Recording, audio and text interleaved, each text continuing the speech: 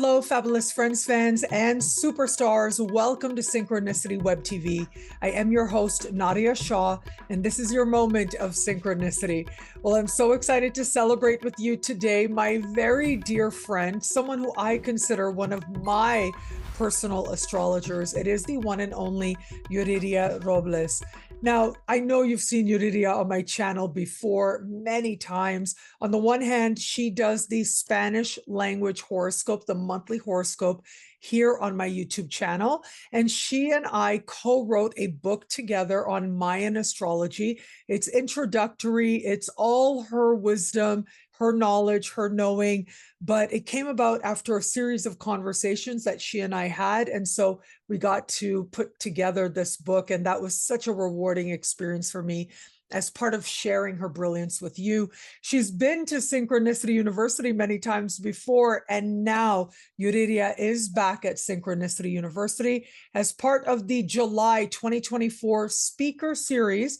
As this interview is publishing, you've got a couple weeks left to choose your tuition rate, as low as just $5 a class, an unheard of rate to learn from the likes of the one and only Yuriria Robles. I'm so excited to celebrate her with you all today. Yuriria, welcome. Thank you for being here. Thank you, dears. To you, it's an honor. You know, I love you, and I'm so happy to work with you and all the achievements we had together. For me, it's been really a gift of life. So thank you for sharing your university and your public with me, your of fans. course. It's so amazingly rewarding to work with you. And I know personally I benefit a lot from your wisdom and what you share. And, like I was saying earlier, you are like one of the few people in the world that I go to when I want another perspective, when I'm like, this is happening. And I know that astrologically this is happening, but what do you see? And you always bring this whole other insight and understanding. So I have benefited from your amazing skills as an astrologer. And now here we are, like all these years later, after first meeting. It must have been about 10 years ago now that we first met. And we've had all these projects together, and now you're coming back to the school. I love that you teach at my school as well. And so I know you're going to be teaching mundane astrology. Can you define that? What is mundane astrology? Well, mundane astrology is the oldest branch in astrology. It was born astrology from the need of people, kings, mainly kings or governors, that had the responsibility to lead their people into better life for himself, herself, and for the rest of the population. So astrology was born there. In Babylonia, they say, the Middle East, but this idea was also the same in Americas and also in India and also in China. Looking at it's not only at the sky and the planets, but at everything that was around them. And they found this correlation, and this correlation made way to the knowledge we all enjoy and express with clear intention. So with this mundane astrology, the class, I'm aiming to ignite again that sense of responsibility of what we say about what's going to happen. There have been two schools, as you know. One group or one camp says that astrology is not about to predict anything, because for now, prediction is out of fashion. But the other camp says it is our main task as astrologer, but because we are reading the times and we have to understand ourselves. Yes, we know mundane astrology. There are thousands of courses and conferences, but my contribution to this with you now is to make our students and friends and fans to see the whole picture together. We must strive to put everything together and give a clear, simple answer. Not an easy task, but we must try. I love that you mentioned that this is one part of our tradition. And I love that astrology continues to evolve, and in modern times, more people can actually enjoy the privilege of owning your free will and deciding where you're going to go in your life, what direction you're going to go in, and all of that. But this is one part of where we come from as astrologers, right? This idea of prediction is so at one part and a very important part of what it is that we're practicing, whether it is that we're just looking at the tendencies, right, as Alan Leo called it, or the energy of the moment, or how we could work with the energies, wonderful things. But even that involves an element of prediction. Absolutely. It's at the core of our trade, and we cannot give our backs to it. We have to acquire a reasonable, very intelligent, informed, because we are more than ever, more than any astrology before us, astrologer even, had more information than we have. We have the technique now to be precise on what we are looking at. Farther away from Pluto now, we have so many planets after Pluto. We can take into account asteroids and centaurs, and understanding the cycles of the sun. As you mentioned days ago, with the Uranus, Jupiter pulling out more energy from the sun, and then the biggest flash of the sun came out just yesterday and the day before. So understanding that relationship amongst all other cycles, that's what I'm hoping to convey in this class, in this speaker series with you in this hour. So we all begin to put everything together, because we can dissect it, but the only ones that can understand in pieces are ourselves. But now we have to put everything together. And on top of that, we have to give a clear, simple answer. We cannot be complicated, because then we confuse more. But we have to know what we're talking about. And I'm hoping to invite people to understand everything is speaking to everything. See? Wow. So in what cycle of the nodes are we in? What does the cycle of the nodes mean? And the part we are in for now with the eclipses, because it's not always the eclipse on the nodes.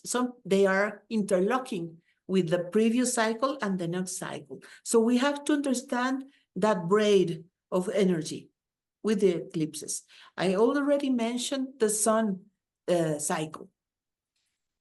There are studies that measured the sun cycles when the sun has more energy and is expelling more light, like now. The population in the earth historically has expressed more, moved more, achieved more. So we are coming out from the other important study, which is the study of the cycles, the planetary cycles of the French astrologer that predicted the 2020 pandemic. The name is coming right up. So he predicted that, and on top of this maximum solar flare, now we can see that we are coming up. That is, we are having more energy to do something about our situation, but we have to put everything together. So we will in the class explain, mention the lists, all the available things we can work with, and then have the task for life as astrologers to put, as I said, to interrelate everything and see if it is happening. Because, for example, you were asking me about the floods and in Brazil. Remember that? Yes. Yeah. I wanted to be sure that we talked about that today, because those people who watch me know that Brazil has become one of those places that I love so, so much. And they have been having these very, very unfortunate and sad extreme flooding situations there. It's been heartbreaking to witness. especially for Brazilians. What can you tell us about the current flooding and what might be happening there for Brazil? Well, two cycles are intermingled that there. The first one is a soon to be closed or completed cycle of Saturn getting to Neptune. So Saturn is a restrictive principle, as we all know. So getting to Neptune makes two things. Sometimes it can restrict it. So then we have drought. I cannot, even it is as hard as for Brazilians, but in the dryness in all of Mexico, it hasn't, lakes are drying up. And sometimes it cannot contain Saturn, the energy of Neptune, and then it overflows everything. And that is what happens in Brazil. And also in Arabia, in Saudi Arabia, right? So, but then the other cycle that is doing things, strange things to the weather is precisely the one that is starting now, which is Jupiter and Uranus. Because now we have too many technologies to affect the weather, to make it rain or to stop the rain. We can do it for pieces of land for our this space we need to put water in or out. We can do it. But then we don't know what the rest of the world will react with that, because as you know, as we all know, it's a chain reaction. So if we affect one side, the other one will have a reaction to it. So those two cycles, the thing that we believe ourselves that we can control nature with Uranus, Jupiter, and that Saturn and Neptune are working together, that is giving these floods. So I think by the time Jupiter separates much more from Uranus, and brings more wind, it will help us move things in two ways. One, literally the wind to pull or push the clouds, and the other one to make us think if what we are doing technologically is right or not. Wow. I think that the floods, the extreme conditions will be there as long as Uranus is still there in Taurus. You know that. So with Gemini, I think it will be better. Maybe hurricanes in the sense of the winds being stronger. I think it will be harder when Jupiter is in water, in Cancer next year, because then it will meet up with Saturn and Neptune in 29 degrees of Pisces. Then we will have a party there. I'm sorry, party is no party, mean an extreme weather condition. Yeah. I would suggest if people want to read Bruce Schofield, The Nature of Astrology. He's studied a lot the weather, so we might help us. This reading might help us a lot to understand much more of that. Now, Yeah. Bruce is somebody I remember interviewing years ago. So those of you watching who want to learn more about him can find him here on my channel as well. But of course, he's widely respected astrologer, amazing body of work. I love that you talked about the 29th degree of Pisces, because I am incredibly fascinated by the fact that we're going to have that right now as we're speaking. Neptune has just gotten to 29 degrees and is going to hang out there for 5 months, right? May, June, July, August, and then in September is going to ease off the 29th degree by retrograding back. I think this is a hugely significant moment. And once we get into next year, it is interesting to consider, as you said, both Saturn and Neptune are going to be moving into Aries. They're going to be activating 0 degrees of Aries in particular. And so both of those represent different types of extreme weather conditions or moments, don't they? Mhm. Yeah, both of them. I think it will be much more in the sense of floods because Jupiter will be there, will catch them at the end of the year, I think. And also the extreme heat will come up again also. Neptune has been in its own sign. So being in water has helped a little bit to ease the problem of water. The problem is that we don't manage it well. We think it's going to come from the rain and nature and it will work itself. Well, by the time Neptune goes into Aries, it will not be as strong. I can think of vapor, but not water or rain, do you? Because Wow. vapor is water, water. Neptune in Aries gives me the image of water being heated up and vaporizing. Yeah. Brilliant. Yeah. So we will have to be very careful. Let's pass the idea since we have this microphone and we all listen to each other, that governments and people have to push for the order of the water management. I think somebody will listen to us. I hope so. Especially when it gets to 0 degrees of Aries. I hope. And the fact that Saturn and Neptune will be there together. And I love how you mentioned, Neptune is god of the seas. But what happens when you have water and fire? It becomes vapor.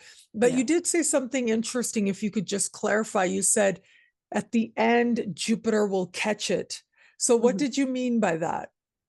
Well, I was hoping that Jupiter would trine the energy. But I'm not sure it will have time to trine them in Pisces, Cancer, Pisces. I'm not sure. I think they both will be already in Aries when Jupiter gets in Cancer. So that again gives me the idea that it's going to be difficult for the rain season in all the world because both energies are going to be in a square relationship. So either flows too much, water floods, or either dries still. You know, there's since 2020, it was a big lesson for us, I'm sure. But for me, astrological speaking, is the sense that I was reading and I knew that there was a pandemic coming and that people were going to die. We all talk openly about predictions, and it is not easy. That's why we prefer to work with inner selves, to be honest. But since then, I didn't believe it could happen. After that experience, I understand 2 things, which I will share in the class deep in a deeper level. First, that we really have been living historical times. It is true that things like we have been from the 1980s to this time, things have been amazingly different, and it will go in history like that. That's forward, to be clear. The second thing is that some people have pointed at me that since then I changed my predictions into a somber tone. I think that things are going to get better as the decade advances. You yourself has read about it. But I think if I listen to the other work I do, which is the Mayan astrology, they have predicted that dryness, at least in our area, will be hard up until 1930, 1946. It's a long time. It's absolutely long time, 22 years more of this. So, but they were very worried about the dry season, the Maya. and also the Aztecs. All Mesoamerican people were really looking at the sky for that. So they were very keen and very aware of the drought season and the flood season. Both of them are terrible. So it's not that I mean to be somber or pessimistic about it, but we do have to manage things. We have to intervene. That's what I'm saying. Yeah, as an astrologer, to say everything will be perfect, don't worry, we'll be happy. Yes, we will be happy if we work at it, I think. Yeah, hopefully we'll make it work. Yeah, go ahead. Yeah. Uh-huh. So the other thing is I wanted to share with you now, to invite people, is to see how amazingly the cycles that we are living in at the moment, which we already mentioned, Jupiter, Uranus, Neptune, Saturn, the synodic cycle of Mars, do start to come alive in the events in the planet. So, for example, the new cycle of Pluto coming into Aquarius, which we will discuss in the class, because we think of Aquarius that as a freedom lover, etc. But in the sense of mundane, it's not as freedom as you think, as freedom lover as you think. But it does make a change politically. And 79 countries in the world are having elections this year, including the ones with the largest populations. India, of course, the States, Mexico also has the biggest election, 20,000 jobs, including the presidency, are going to be voted the 2nd of June. So the world is moving politically, and that is correlated with Pluto in Aquarius, with Jupiter in a trine with Gemini. So it's very interesting to see how the cycles working together come alive. So I prepared that information for you to show, and to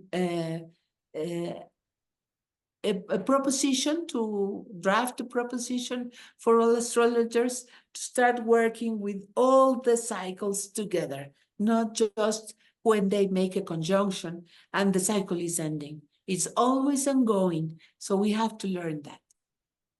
Okay. So two things I wanted to mention. One was, because you were mentioning earlier, Jupiter square to Saturn and square to Neptune. So I just wanted to let people out there know that it is going to be this year. It's August 20th that Jupiter will square Saturn. And I know this because I'm finalizing the Jupiter special horoscopes right now that people have been asking for. So I know that that square is going to take place with Jupiter in Gemini and Saturn in Pisces.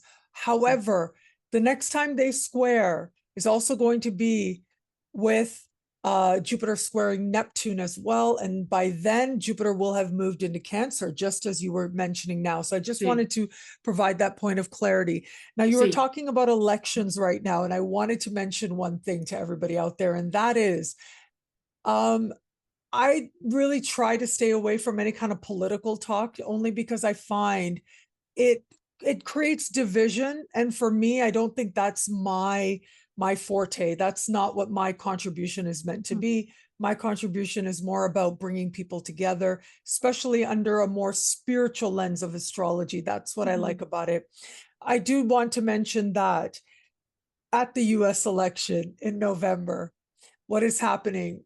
Pluto will be at 29 degrees, but not only that, at the election, Mars is exactly opposite a 29-degree Pluto in Capricorn. And to me, I see that as, Pluto kind of going out in a very obvious way. This is going to be the last stance of Pluto in Capricorn. We're not going to see it again in our lifetime. That same month, Pluto will leave Capricorn and not return for over 200 years. So yeah, chances are we're not going to see that again in our lifetimes. Yeah, absolutely. I am so fascinated by this where it comes to the US election, because the last time the US had an election with Pluto at 29 was when Pluto was at 29 of Sagittarius and Barack Obama was elected. And he, at the time, really encapsulated what, this culmination of Sagittarian energy was, right? Because he represented the difference, this sense of Sagittarius being the energy of immigration and of diversity and inclusivity and all of this. He embodied that in a way for a lot of people, and that led to his election. But then immediately Pluto went into Capricorn. And so what happened immediately became about, protecting, bailing out the banks, protecting the economy, protecting the structures that were already there, so that people who caused the economy to break down, who caused the structure to crack, they ended up being protected, because Pluto is about who has the power and they don't want to lose the power.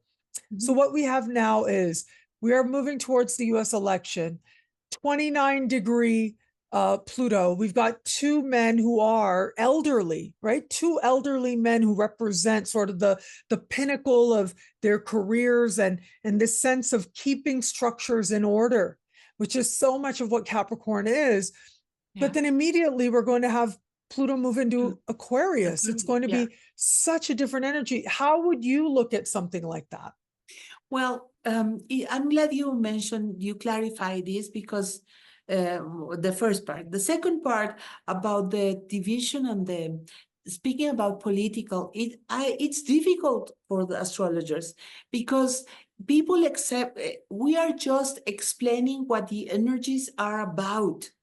There is a planet for the right side. There's a planet for the left side. There's a planet for youth, for elderlies, for capitalism, for socialism. There are planets for everything. And we cannot just erase a planet. That is not possible. We, as astrologers, we have to say which planet is in better condition. And if it's in a better condition, the collective unconscious, if you will, the mind of everybody, according to their own chart, gets into alignment or harmonizes or disharmonizes with the planet that is stronger at the moment. It's not that we have a preference. I always explain that, even also in Mexico. I'm not a politician. I have no party. I cannot have a party. I have my preferences, but I'm not reading the preferences. I'm reading the sky. And I'm not about, God forbid me, to say what it has to be done. My mind is not up to that. I don't know what has to be done for everybody. That's not possible. For us, speaking about mundane in political situations, I think is to say what you have just explained. There was going to be a period of Pluto in Capricorn where institutions were going to be protected, but they have to change. And many of those institutions did really go down. Say, for example, how the transformation of Wall Street was amazingly overwhelming, to the point that nobody goes to Wall Street anymore, actual to the building. People are trading all over the world, but we don't see them. Yeah. And I think with Pluto in Aquarius, that is going to be the thing. Whether we go from it from the left or from the right, that's up to the individual. But Pluto in Aquarius will give power to technology. We will trade, we will buy, we will sell through technology. We would learn, we will think, we would everything from the point of view of technology. It has its dark side, as I mentioned, because Uranus is a very special planet, and it incites it hits the whole of the energy in a very special way. Sometimes it has a normal flow of changes, sometimes in its 84 years. say, for example, in the spring and in the autumn, it has a normal flow of change. But in its summer and its winters, it shows the same face to the sun, either this one or this one. See, so the change is not as fast. So we have to stay, and as it's like revolutions that come in and then they radicalize and they stay, and there's no power in the world to move them. And people say, but it was a revolution. It was going to give freedom.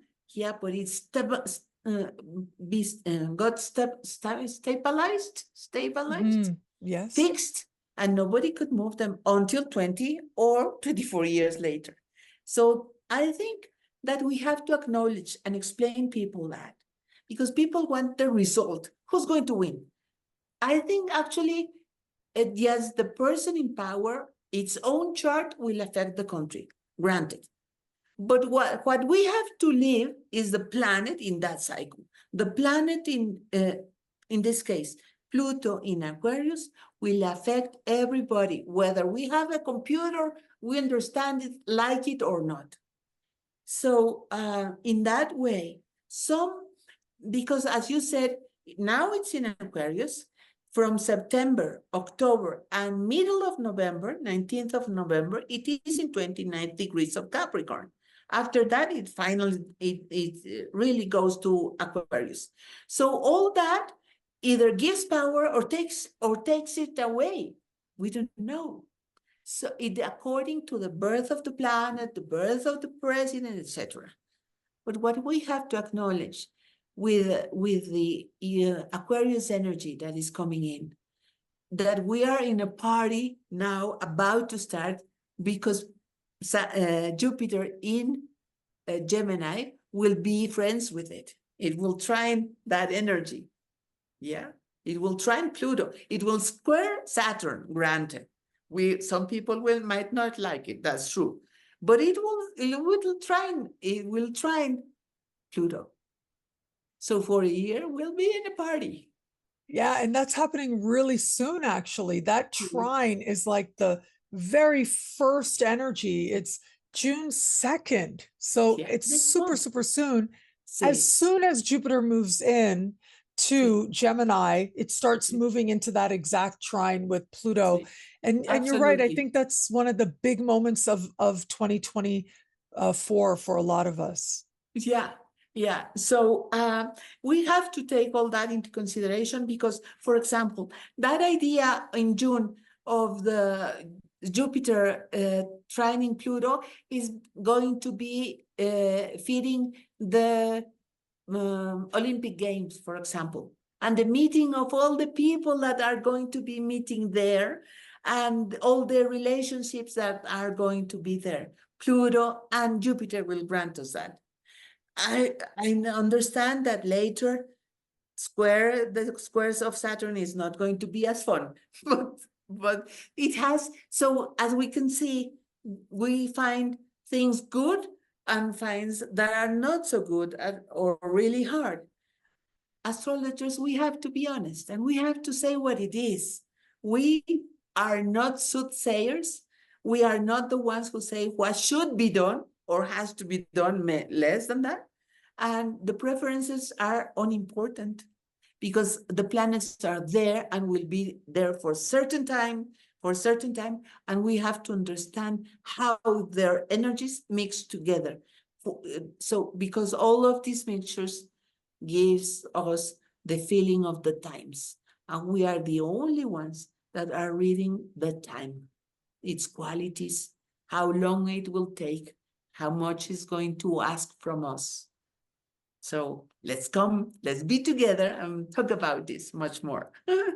I love it. I love it. So once again, everybody, it is Yuriria Robles that is going to be back at Synchronicity University as part of the July 2024 speaker series.